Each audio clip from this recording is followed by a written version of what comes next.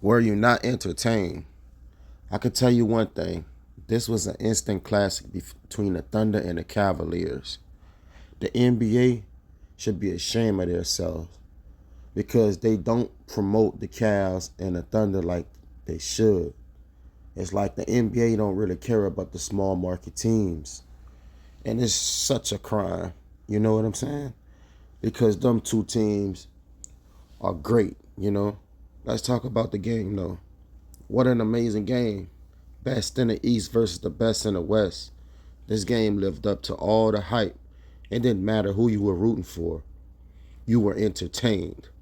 This game had a little bit of everything.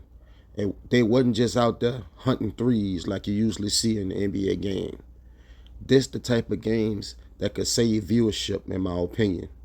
I wouldn't mind watching both these teams play for NBA championship and NBA finals.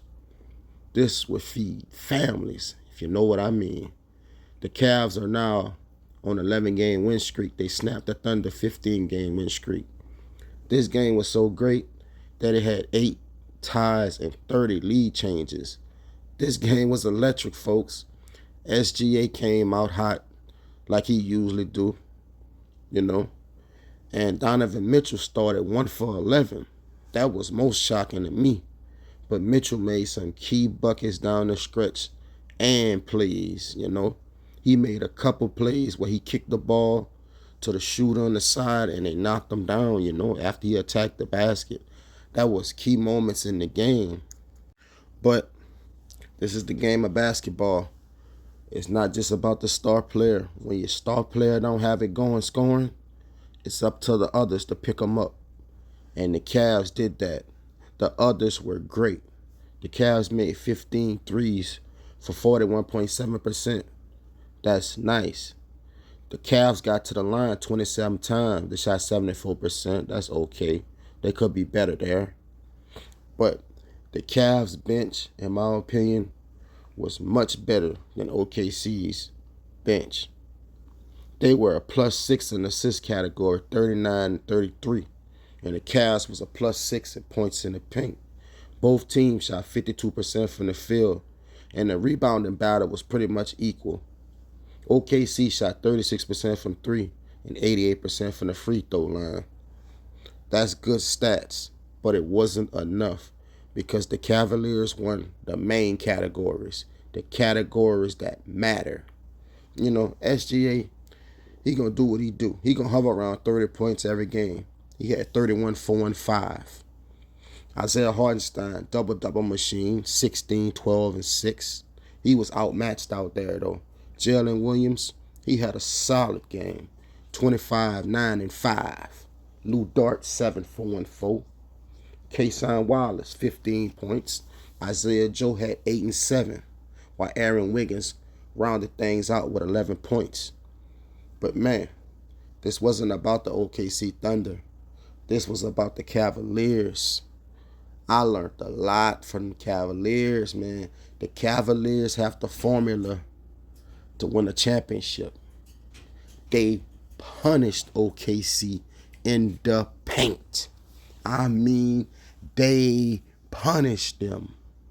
Don't you know Jared Allen and Evan Mobley combined for 46 points, 21 rebounds, and 14 assists. Jared Allen went 9 for 11 from the field, 25, 11, and 7. Monster numbers. When he played like that and Mobley played like he played, I don't see many teams that could beat these boys. Evan Mobley is the second coming of Anthony Davis. 21 points, 10 rebounds to go with 7 assists. He was sensational out there. I like how he's inviting contact now. I like how when he shoot the ball, he's shooting with confidence now. I like how he crashed that offensive board now. I'm really starting to like what I'm seeing out of Evan Mobley. Darius Garland, 18 and 7. Donovan Mitchell had an off game, 11 and 4. That's pretty good to say he started 1 for 11 from the field. Ty Jerome. I've been a fan of Ty Jerome since his days at Virginia. I was so happy to see him get to the Cavs and get a solid role. I know OKC miss him because he was with the OKC Thunder squad. He had a solid 15 points, and he was key for the Cavs in the second half. I mean, he was key. And this is how you spend your money, folks. The Cavs went out and bought in Max Strus. That boy's a flamethrower, man. I'm talking about he was the equalizer the whole night, knocking down big threes, 17.6 assists, while Caris LeVert rounded things out with 8 points. This was a beautiful game. The Cavs are now 32-4, while the Thunder fall to 30-6. When you watch this game, you knew that Shai Gilgeous-Alexander was going to have to go get 40 points because Hartenstein was outmatched in that paint, man.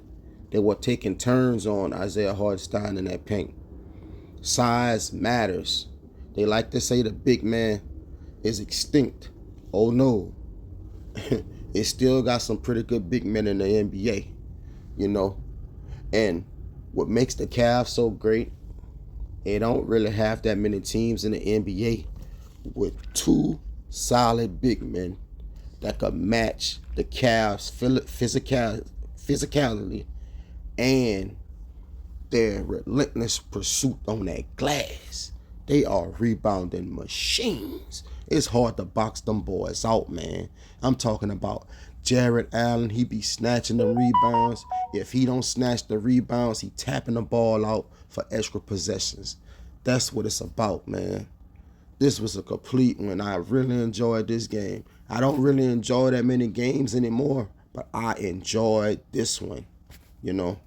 I'm not even lying, folks. This was a great game.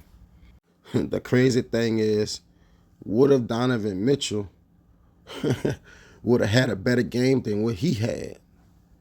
The Cavs probably would have won by more than what they did,